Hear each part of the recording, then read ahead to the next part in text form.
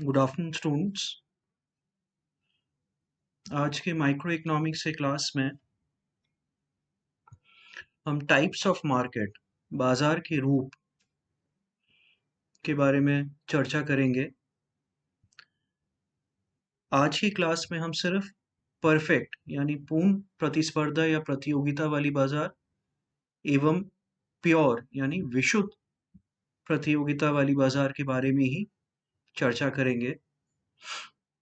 आगे की क्लासेस में हम दूसरे टाइप्स के जो बाजार है, जैसे मोनोपोली है, बाकी इनपरफेक्ट कंपटीशन जो है, अपूर्ण जो प्रकार के जो परिस्थितियों में बाजार होती है, तो इस क्लास में परफेक्ट एवं प्योर मार्केट के कैरेक्टरिस्टिक स्वरूप के बारे में हम आज पढ़ेंगे।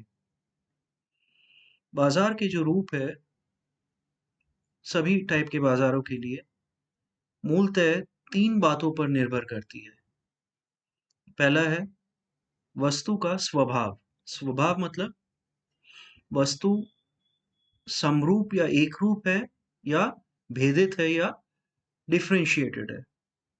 आपको मालूम है समरूप या एक रूप जो वस्तुएं होती है वो हर प्रकार से एक समान होती है, चाहे उसका वेट हो, साइज हो, शेप हो, कलर हो। तो उस टाइप के वस्तुओं को हम क्या कहते हैं? एक रूप या समरूप वस्तुएं। और दूसरी तरफ होती है भेदित या फिर डिफरेंशिएटेड, मतलब एक ही टाइप के आपके पास में प्रोडक्ट या वस्तु होती है, लेकिन हो सकता है किसी की पैकेजिंग अलग हो या किसी का कलर अलग हो। तो उस टाइप के वस्तुओं को हम डिफरेंशिएटेड गुड्स कहते हैं।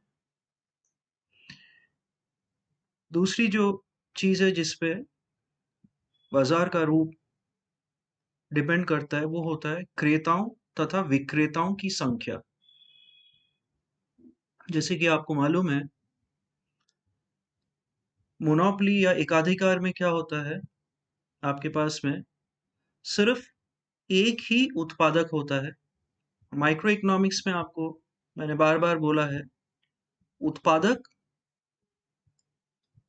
उत्पादन करने वाला या फिर विक्रेता एक ही मान लेते हैं हम।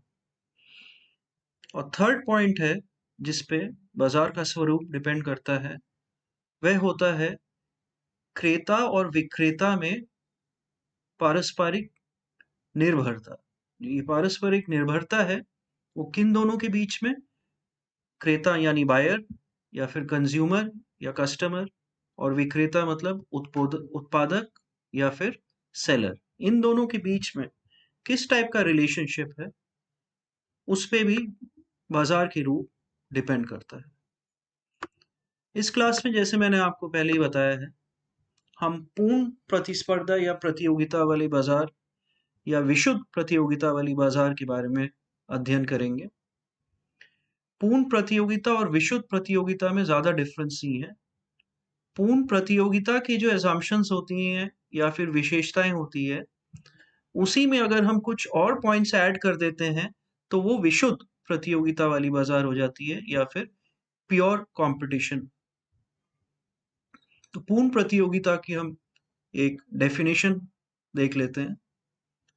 पूर्ण प्रतियोगिता का सार यह है कि इसमें कोई भी एक क्रेता या विक्रेता व्यक्तिगत रूप से बाजार मूल्य किसी भी वस्तु या सेवा की को प्रभावित नहीं करता है या नहीं कर सकता है। यानी कि पूर्ण प्रतियोगिता वाले बाजार की जो सबसे मुख्य जो बात है वो ये है कि क्रेता विक्रेता प्राइस को डिटरमिन नहीं करता है। किसकी प्राइस को? वस्तु व सेवा की जिसकी वो बिक्री कर रहा है। अब देखिए पूर्ण प्रतियोगिताएं की के लिए क्या दशाएं होती है, क्या कंडीशंस होती हैं जिससे कि वो बाजार पूर्ण प्रतियोगिता वाली बाजार कहलाता है।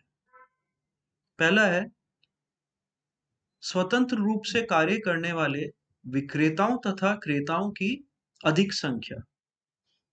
इसमें बायर और सेलर अनेक होते हैं, अनलाइक दूसरे जो इम्परफेक्ट कंपटीशन वाली बाजार होती है।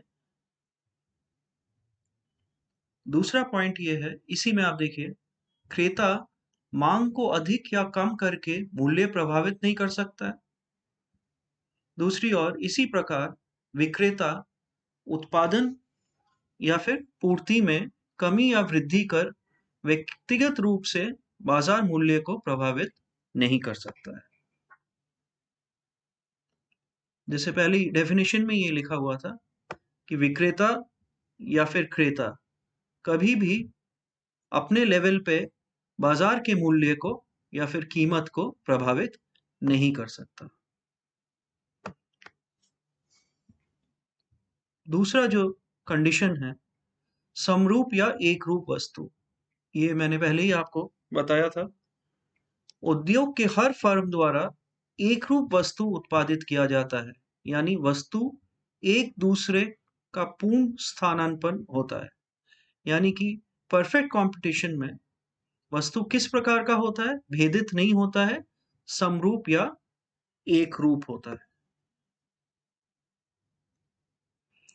थर्ड जो आपके पास में कंडीशन होती है पूर्ण प्रतियोगिता वाली बाजार के लिए, वे क्या है? फर्मों का स्वतंत्र प्रवेश तथा बहिर्गमन। प्रवेश मतलब एंट्री और बहिर्गमन मतलब एग्जिट। मतलब कितने ही फर्म उस वस्तु की प्रोडक्शन करने के लिए मार्केट में आ सकता है, या फिर किसी भी वक्त अगर वो प्रोडक्शन उत्पादन नहीं करना चाहता है तो वो एग्जिट हो जाता है। एवं दीर्घकाल में फर्म को सामान्य लाभ ही होता है। इसमें किसी प्रकार का ज्यादा सरकारी हस्तक्षेप इन प्रकार के बाजारों में नहीं देखी जाती। इन 3 पॉइंट्स के अलावा 2 और अगर हम कंडीशन जोड़ देते हैं तो ये पूर्ण प्रतियोगिता किस प्रकार का प्रतियोगिता वाली बाजार हो जाती है? विशुद्ध अथवा प्योर। अब देखिए इन 2 points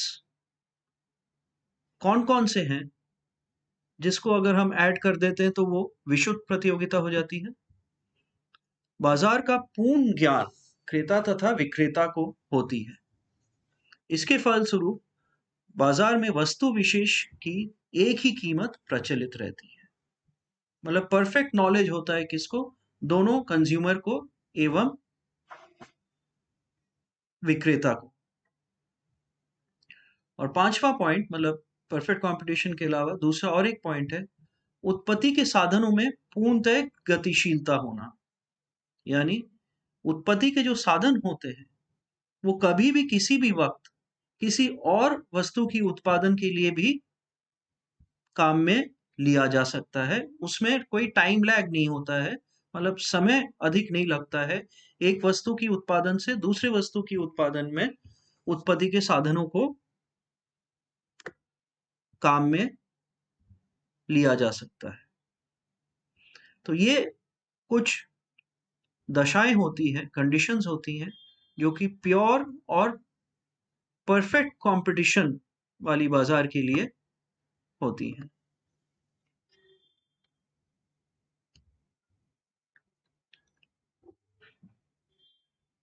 thank you. Good afternoon students.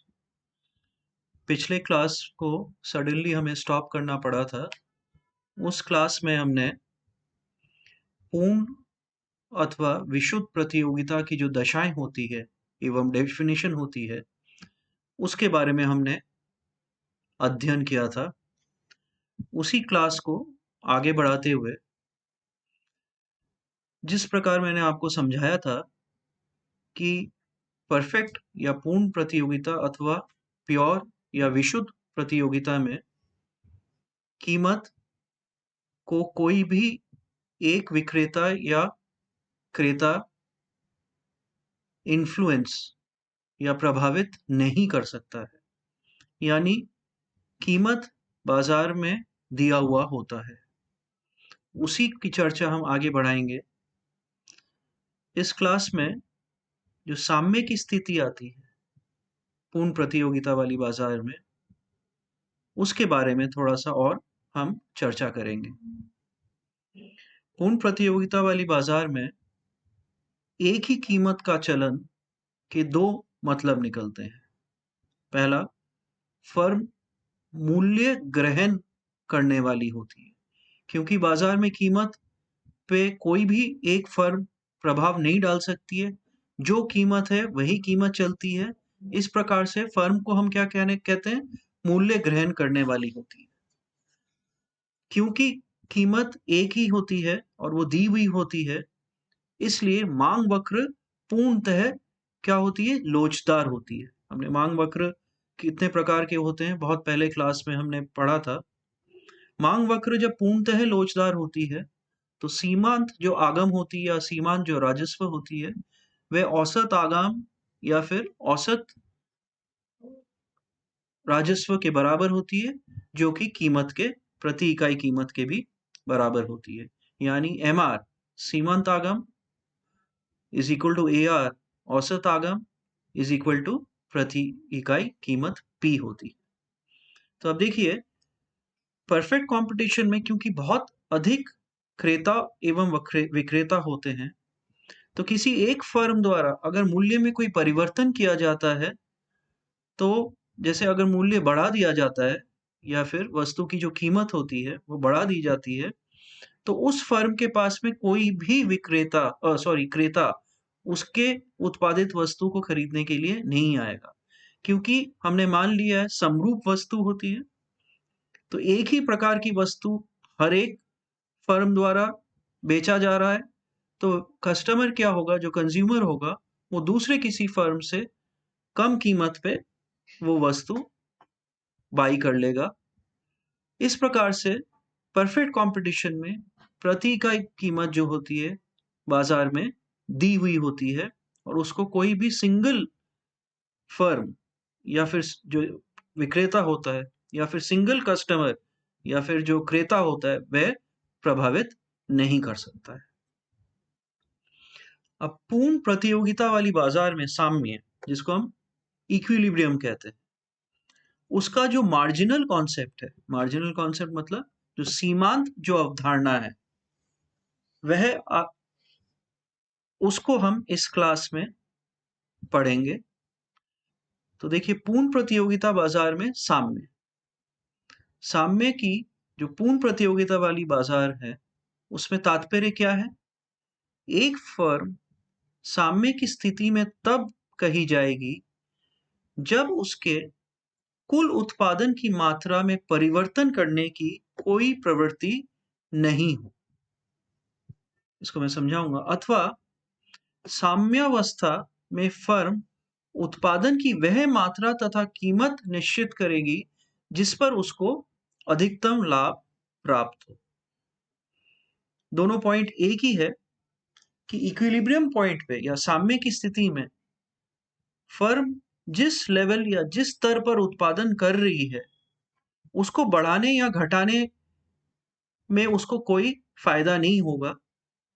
इसका दूसरा तात्पर्य क्या है, इक्विलिब्रियम पॉइंट पे उत्पादन की मात्रा एवं कीमत जो दी हुई है बाजार में वह अनुकूलतम होगी जिससे फर्म को अधिकतम लाभ प्राप्त होगी, जिसको हम मैक्सिमम प्रॉफिट। क्योंकि परफेक्ट कंपटीशन में जो उत्पादक होता है उसका जो ऑब्जेक्टिव होता है, मतलब वो क्या प्राप्त करना चाहता है, उसका जो टारगेट होता है वो क्या होता है, लाभ को अधिकतम करना।